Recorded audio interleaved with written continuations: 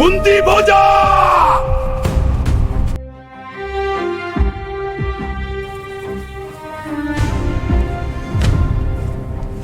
ഞാനൊരു യാചകനാണെന്ന് വിചാരിച്ചോ?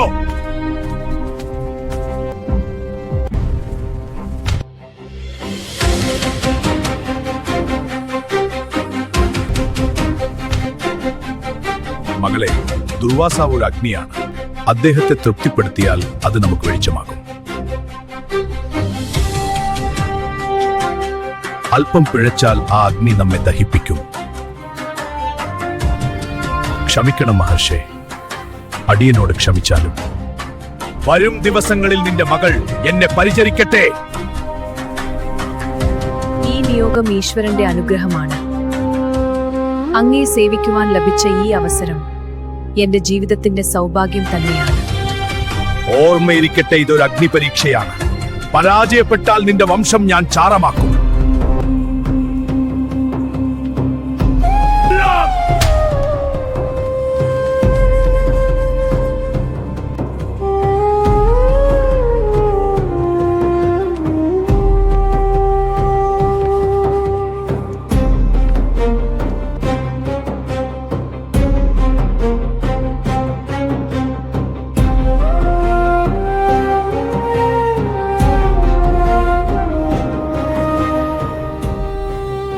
മകളെ പൃഥ്വി, നിന്റെ ഭക്തിയിലും ക്ഷമയിലും ഞാൻ സംപ്രീതനാണ്.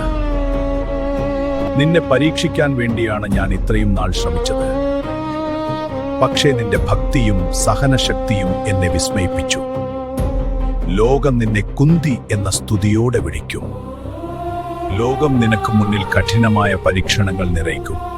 എന്നാൽ നീ അശക്തയാകരുത്. അവയെ അതിജീവിക്കാൻ ഈ വരം നിനക്കൊരു ദൈവിക കവചമാക്കും. എനിക്ക് അവിടുത്തെ പ്രീതി മാത്രം മതി. ഇത് വെറുമൊരു വരം മാത്രമല്ല, വിധിയാണ്.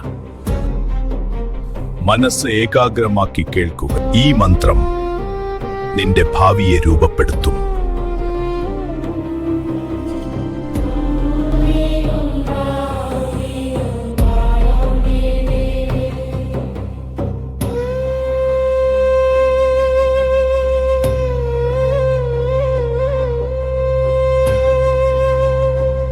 ഈ മന്ത്രം ചൊല്ലി നീ ഏത് ദേവനെ വിളിക്കുന്നുവോ ആ ദേവൻ നിനക്ക് മുൻപിൽ പ്രത്യക്ഷപ്പെടും. അദ്ദേഹം നിനക്ക് അദ്ദേഹത്തിന്റെ തന്നെ തേജസ്സുള്ള ഒരു പുത്രന് നൽകി അനുഗ്രഹിക്കും.